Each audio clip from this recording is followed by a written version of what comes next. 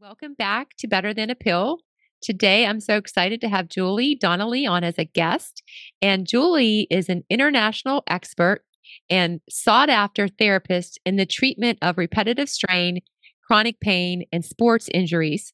She's been treating clients suffering from mystery pains ever since 1989.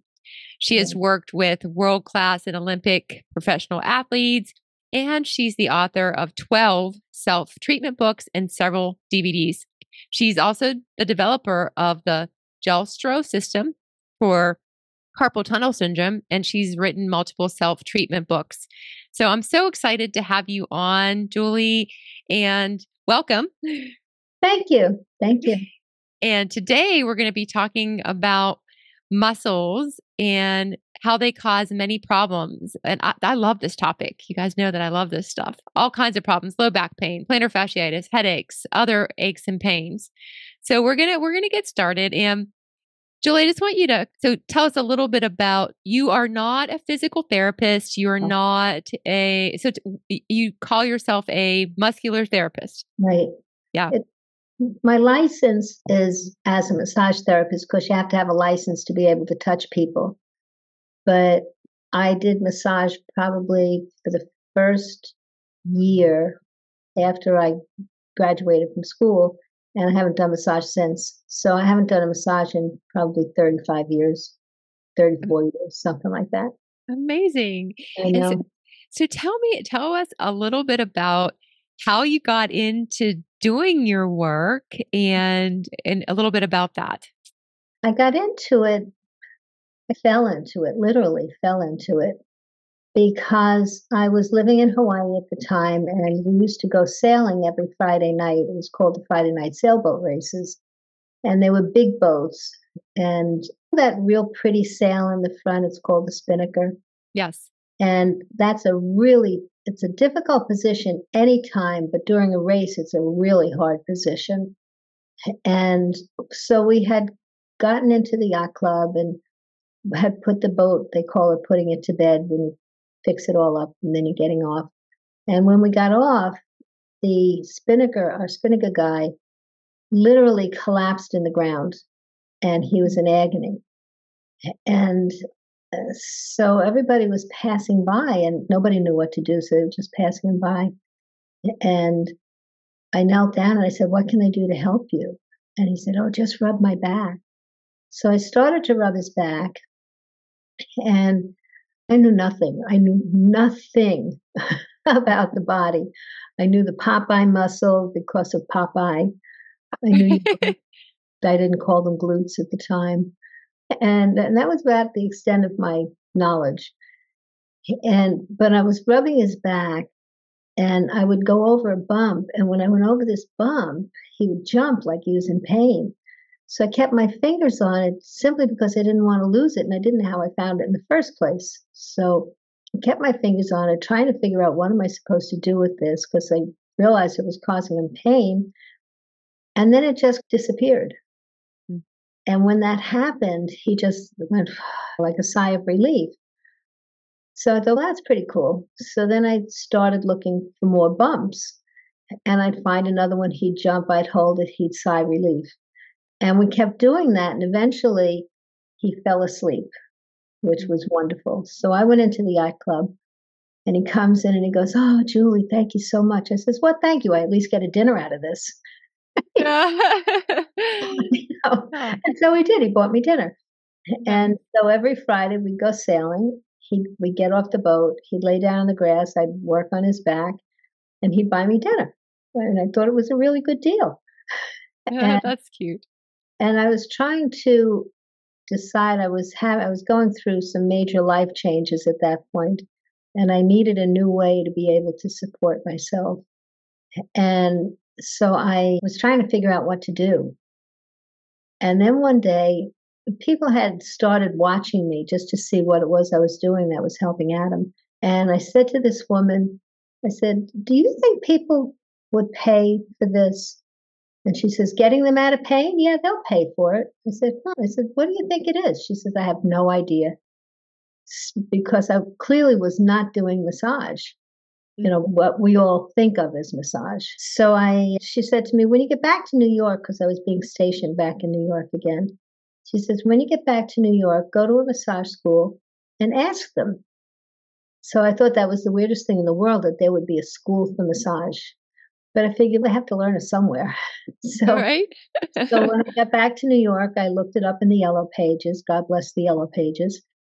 And sure enough, there was a school for massage. So I went in and I told them what I was doing, and I showed it to them. And they said, well, you're not doing massage, but you do need a massage license in order to be able to touch people. So that's how I went to massage school. Wow. So you went to the school, you showed them your method. You basically went to school to get a license to do what you were already doing with this filler. Right. Okay. Right. That's Yeah. amazing. I know. What do you call this method? I call it the Jules Stroh method of osteopathic muscular therapy. Okay. And Wow. yeah, I know it's a mouthful. Where did you come up with that? Jules Stroh stands for Julie Stroke. Like you have Okay. a stroke, and my name is Okay. Julie, so it's Jules Stroh. Makes sense. When I got out of school, my first job was on a cruise ship. And Carrie, it was like you died and went to heaven. It was so much fun. Aw. But you also work really hard on a ship. It's not 8 to 4 Monday through Friday. So you work a lot. Mm. And 3 weeks into it, I thought, if I have to rub oil on another naked body, I'm going to jump over the side. Oh. And I thought, it was so funny. I thought to myself, Julie, you just went to school for a whole year, and that's what you've been doing for a whole year. How could you think that it was going to be different? Right. Mm. And what I realized was that the difference was, first of all, the class was all of my friends. And secondly, it was a class. So what I decided to do was I created a class. Mm. I called it the muscle of the day, very creative. And every day I would, before the passengers would start coming, I would go look in the books. So let's say biceps, because it's an easy one to explain. So I'd look in the books and I'd see, all right, origination, where does it originate? Where does it insert on the inside of your elbow? And what is the action? You touch your shoulder, and innervation, and a few other things. And I would write it in my notebook, which was also creatively called Julie's Notebook. And I've never said that I was creative that way. And so I would write biceps, origination, insertion, blah, blah, blah, blah. Then the passengers would start coming in, and I did half-hour sessions, but I worked 6 hours. So I saw 12 people a day, right? If today's muscle was the bicep, that means I saw 24 biceps today. Now, your bicep is totally different than somebody who's like really skinny, really chunky, super muscular. Everybody's bicep, they're more or less like they originate and insert in the same place, but they're different. And if you have, let's say you have pain in your right bicep, which you rarely feel it, by the way, in your bicep, you feel it at your shoulder or in your elbow. Mm-hmm. Usually you don't feel it where it's happening. But if you had, let's say, shoulder pain and it was being caused by your bicep, that right one is going to feel different than the left one. Mm. So even in a person, they can be different. And what I would do is I would give what I very disrespectfully call fluff and buff, the whole rest of the body. And like I said, that's disrespectful, but it is what it is. You're honest. I'm honest. I mean, and don't get me wrong, I love to go for massage. Sure. Massage. But anyhow, so I would do a relaxing massage everywhere else, but when I would get to the bicep, I'd go much deeper and I'd go slower and I'd really feel what I was feeling. And if there was something that didn't feel like the rest of the muscle, I'd say to you, does that hurt? And you'd say yes or no. And then sometimes you'd say, well, that's funny, you're pushing it there and I'm feeling it up in my shoulder. Mm. I'd run over to my desk. Remember, I only had a half hour. I ran over to my desk and I wrote, pushed here, felt there. And then I kept going. At the end of the day, I wouldn't leave the massage room until I figured out why, if I pushed there, did you feel it somewhere else? Mhm. And after I figured that out, then that was fine. And then the next day I would do the opposite muscles. So if I did biceps today, tomorrow I would do triceps Mm. because I wanted to see what was going on here. And I was on the ship for a year and I was working 12 people a day. Mm. It was, yeah, it was. I saw a lot of people, a lot Sure. of, and a lot of muscles. Mhm. But I got really, what happened, and it actually changed my life. It just totally gave me direction. Because what happened was in the very beginning, when I first started this muscle of the day thing, I started at the top of the head. Well, you don't have all that many muscles. So I had done here the temporalis and I did the muscle in your jaw. It's called masseter. Mhm. And I was down to a muscle in the shoulder and the neck. It's called the vata scapulae. And it originates on the cervical 1, 2, 3, 4. It inserts on your shoulder blade. The nickname for the muscle is the shrug muscle because when it contracts, you pick your shoulders up, you shrug. So I'm working, this first woman's there, and I used to have people start face up. And I had my hand under her neck, and with my right hand, my left hand was under her neck, and my right hand was working on this levator scapulae muscle. And since this was the muscle of the day, I was going slow, I was paying attention. I found a knot, I pressed on it.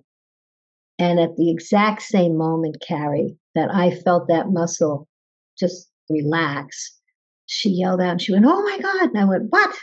I got scared. I was like, "What happened?" Because I knew that thing had just released. And she opened her eyes and she looked at me. She said, "I've had a horrible headache for 3 weeks. It just this second went away." Being Wow. very professional, very mature. I looked down at her and I went, "Wow." That's great. It was, it Yeah. was. It was so exciting. Yeah.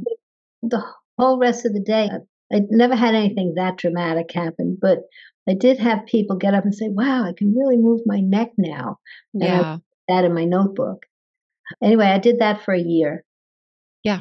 and it seriously made me realize I wanted to specialize in this Mm. because during that year, I had other people who came in. A man came in with sciatica. They brought him in a wheelchair. Mm. And I remember looking at him thinking to myself, I only just graduated school. You want me to do Mm. something? But Yeah. it worked. It worked. Yeah. And it kept working. So then what happened after I got off the ship, I was living in St. Thomas and I had a client who was a retired osteopath. He quickly found out I knew more about muscles than most massage therapists, but that I wanted to learn more, which Mm. was really key. I wanted to learn more than most massage therapists that he had met. And so what we would do is I would go into their house. They had their own table. I'd work on him. He'd get off the table. His wife would get on. I'd give her the massage. And then he would come back in and teach me an osteopathic technique that was valid with my license. Oh, that's great. Yeah, so it wasn't something that I would have ever learned in school because it was osteopathic. But you are allowed to perform it. I was allowed to, he would teach me only things that were valid with my license. Great. And Yeah. that became that whole circumstance, the ship and the him teaching me osteopathic techniques, that became pretty much who I am today. That is so awesome. I love your story. And Yeah. what very resourceful. You're on a ship and you're making use of the best use of your time. You created a class yourself, you're learning about the muscles, but you're getting data. You're Right, getting gathering data and then seeing what works. And then you happen to meet somebody that can even help expand upon your skills. That's right, awesome. right. Yeah. It was wonderful. So we had that happen, and then his wife would make us lunch. So the three of us would eat, and then she would go off and do whatever she was doing. And he was so happy because he was retired and he loved what he had done. And he was so happy to be able to pass this knowledge on to someone else that we would sit the whole rest of the afternoon and he would teach me why muscles do what they do, how they do it, complications, everything. We would just sit and talk for hours and he would teach me for hours. And really, when you think about it, he taught me the techniques. I got lunch and I got paid. It was just the most incredible opportunity. Yeah, we can learn in so many ways. We can Yes. learn in so many ways. And I found that to be true too. And I love that. I love that story. And we've talked, and I'm into pain-free movement. This is what I do. And one important pillar is fascia release. It's an extremely important pillar. And so I want to ask you, so I use a lot of different tools in the work that I do. One of the tools that I use is a foam roller, but not that much. I would say there are about 5 things that I have found to be effective using the foam roller. So I want to pick your brain, and how do you feel about foam rolling to alleviate muscle tension? What I've found is foam rolling can be successful on your quadriceps. Mhm. But as far as I'm concerned, that's the only place. Because if you think about the pelvis and the all the nooks and crannies that are in the pelvis and where the thigh bone inserts in, I mean, you're aware of all these, your audience may not be, but everybody's seen a skeleton somewhere, even if it was on Halloween. You see Right? a skeleton. And the foam roll is going to go over the outside, but it's not going to get into all those nooks and crannies. It can be relaxing maybe on the glutes. Definitely it works on the quadriceps. But the thing that I found that works way better is just I have a special ball. I call it the perfect ball.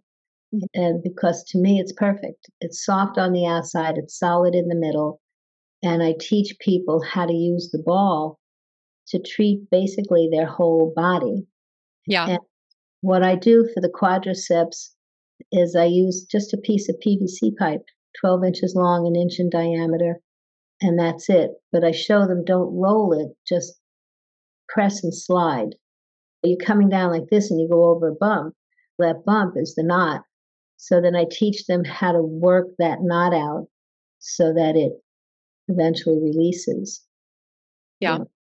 And Awesome. and people say I stretch. That should do it. And but if you think about it, Carrie, if you took a rope that was 12 inches long and you tied enough knots on it to make it 10 inches long, and then you stretched it back out to 12 inches, you could do it. You might get it back to 12 inches, but what did you do? You made the knots tighter and you overstretched the fibers that are not in the knot. And in the body, the two ends of that rope are attached to a bone, right? But if you untie the knot first and then stretch, you're golden. Yeah. So what you're saying, and what I believe to be true, is that stretching goes hand in hand with things like fascia release. They're a win. Yeah. And that's, you can't just stretch. You can't just, they're both important. And that's what I teach and preach. And I don't use the foam roller for the quadriceps. I'll tell you, I do use something else. I use different balls. Just I studied under a woman named Yamana Zakis. I think balls and different textures for different muscles. I do the foam roller for realigning the spine. I like it for several other things, but I get what you're saying. In a nutshell, it's you can't be targeted. You can't be targeted with your work. And that's what I found to be true. I think that the foam roller gets all this press when you really can't do that much with it. There's only certain things. But I'm curious to hear a little bit about, because you talked about the headache. So Mhm. what, because I know a lot of people out there that are listening right now are struggling with headaches. What muscles are causing them? And what can we do right now to help that? Tell us, Julie. So the muscle I was mentioning to you before, the one that the nickname is called the shrug muscle. So the real name, in case anybody wants to look it up, is called levator scapulae. It's levator scapulae, and they can look it up. And when you look it up, you're going to see that it originates on cervical 1, 2, 3, 4, and then it comes down and it inserts on the shoulder blade, and that's why it lifts your shoulder up when it contracts. The problem is when the muscle gets tight at your shoulder, and it's every time you're carrying heavy groceries, you're carrying the baby, you're carrying whatever, that those muscles or you're under tension and we automatically just lift our shoulders up. And so the muscle shortens. Then you go to bring your shoulder down, except the muscle's too short. And so what it's doing is it's pulling your cervical vertebra to the side and down. As it's bringing it to the side and down, it's stepping on the discs as it's being pulled down. It's impinging the nerves that are coming out of the side of the vertebra. And if you think about it, so you have your brain goes into your spinal cord and goes through the middle of the vertebra. But now that vertebra is being pulled to the side, which means the opposite side of the bone is pressing into your spinal cord at the base of your brain. Mm. And that's why it causes horrible headaches. And that's why that woman got the relief. When I released the tension in that muscle, the bone just slid in on its own. Because if it comes out nice and straight when you release the muscle, it'll go back in. If it comes out and then it twists, when you release the muscle, it can't get in because it's twisted. And so Mhm. then you need a chiropractor. And I'm not a chiropractor. I don't do that. But the Right. thing is, I do release the muscle. And Sure. then people go from me to the chiropractor, and the chiropractor loves it because for them, it's like putting a knife through hot butter because the Mm. muscle is nice and relaxed. And so the bones just slide in where they belong. Do so in addition to that, that totally makes sense, and that's awesome that you can pinpoint that one area that's causing a lot of headaches. In addition to that, do you find that there are any areas on your skull or face that also can contribute to headaches? And is there a simple way for people? Because I know in my own just exploration, I've been able to help people with migraines or things like that. Just the skull issue. Yeah. Yeah, yeah, absolutely. In fact, if you put your fingers, like your three middle fingers, right onto your temples and then clench your teeth, you're going to feel the muscle pop out. So just clench your teeth, release, clench, release. You'll feel the muscle coming in and out. Yes. As that muscle comes down and goes into your jaw. So when you're under tension, or people who say they clench their teeth, Yes. this muscle is getting repetitively strained and it can cause headaches. There's wonderful charts that show exactly like this pinpoint sends the headache here, this pinpoint sends it there. But just know that between them, they cover like pretty much your whole head, not the very top of your head, but up to, I don't know, the edge of the head, whatever. Think of how to describe this area. Like the top of your skull, like the The top of the yeah, skull. yeah, yeah. Uh, but all you have to do is put your fingers on both sides. Now you're only going to press in on one side at a time, so you're never going to press on the two. So find it, clench your teeth so that you know you're right on top of the muscle. And now let's say with the right hand, so we're on the same page, you press in as hard as you can tolerate it, and then just, you're not sliding in your skin, you're just bringing the skin up and down as far as it'll go before you slide. Okay. And you do that maybe 5 or 6 times, then stop. Keep your fingers where they are, but take the pressure off. Go on the left side, do the same thing. Just go up and down. And again, you're not sliding on the skin, you're just taking the skin with you.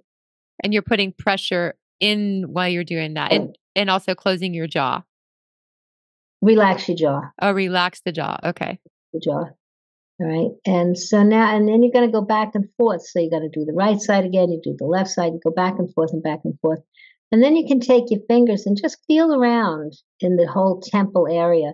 And if you find a point where it hurts, well, that's a spasm. So Mm. just put your finger on there and do the same thing. After you've done all that, you can hold on to it and just open your jaw as far as you can. And now you're stretching the muscle. Mm. But the other thing, Carrie, is I don't know, when I was a child, and I don't know, maybe when you were a child, you had taffy and you made little taffy jump ropes, right? Yeah. We always played with our food when we were kids, right? So you're holding this taffy jump rope and it's nice and straight.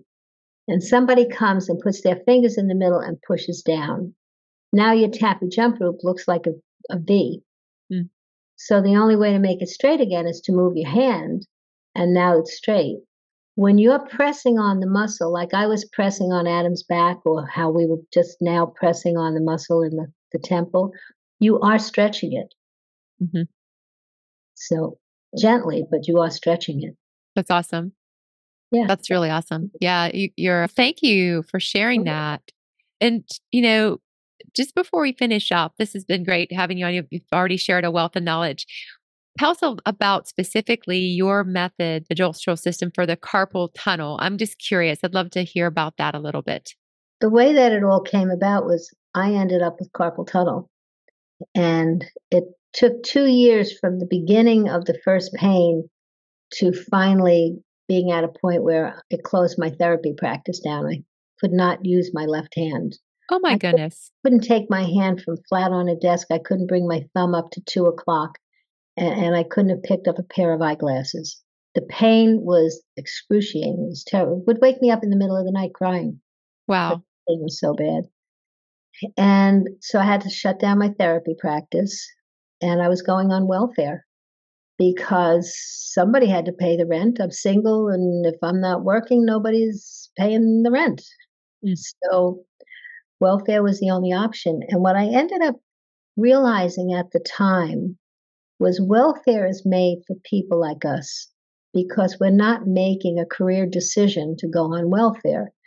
We just need somebody to give us a hand while we figure out what's the next step. What can we do next? And it's there for a good purpose. It helps people. Right. So the night before I was going on welfare, I was in the apartment and I was crying and I was saying, "How could this happen? I was helping people, blah, blah, blah, blah." And I went to sleep crying.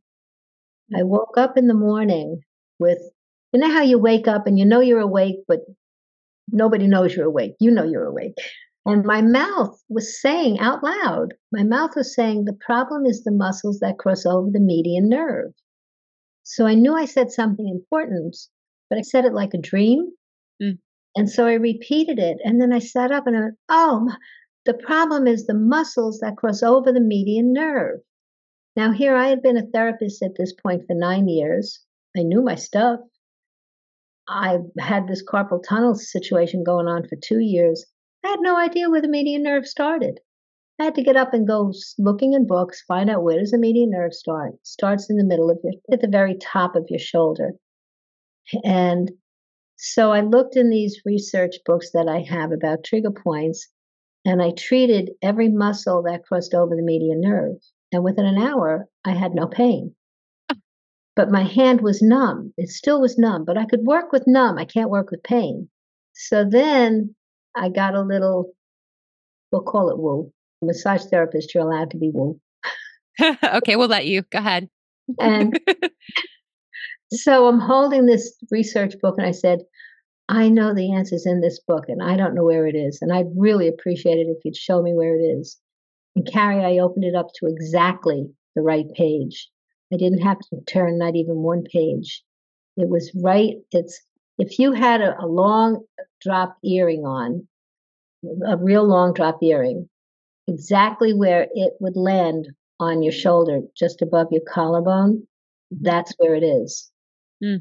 And it's called the brachial plexus. And there's a muscle that goes over it that's called the scalenes. And the scalenes, they have to do with bringing your head down. But when they're tight, they're pressing on the brachial plexus, which is the beginning of the bundle of nerves that ultimately at the top of your shoulder become the median, the ulnar, and the radial nerves that go to your hand. Mm. And so when I pressed on it, it was like I had put my arm into a barbecue pit. It burned like I couldn't believe it. Mm. But I knew that had to be it. I had found it. Wow. And I just I'd hold it and then I would let the pressure off simply because it was so painful. I had to let the pressure off. I'd breathe a little bit and I'd go back. And what I noticed was every time I would let go and then go back, it hurt less and it Oh, hurt less and less and less. And then eventually, no matter how hard I pressed, it didn't hurt at all. amazing. So Yeah, you cured yourself, I did. and were you able to practice again and didn't have to go on welfare? Yeah, I called up all my clients and I said, because I had told them all, I said, go find another therapist because I can't work anymore. So I called them all up. I said, I'm back. I'm back. You don't have to find anyone. Oh, that's And wonderful. yeah. And then, but since then, I've been teaching people, and that's way too long a story to Yep. get into, but I've been teaching people ever since that was 1997. Yeah. And I have a whole system and people can buy it. I ended up creating a tool because I only had it in one hand. If you have it in two hands, you need the tool. Awesome. Well, thank you for sharing this, first of all, and thank you for coming on here. We're going to be including the link to your website in this episode so that people know Thank how to find out more about all of your work. And also, you'll have information on about what you described you. there too. So that's awesome. Yeah, Wow. Thank you again. And your awesome story. And yeah, amazing. You are meant to be doing this work a I believe hundred that. percent Yeah, I believe that. God given. That's what I'm seeing. And that's awesome. Yeah. And everybody, remember, we do new episodes every other week on Wednesday. And I look forward to having you join me then.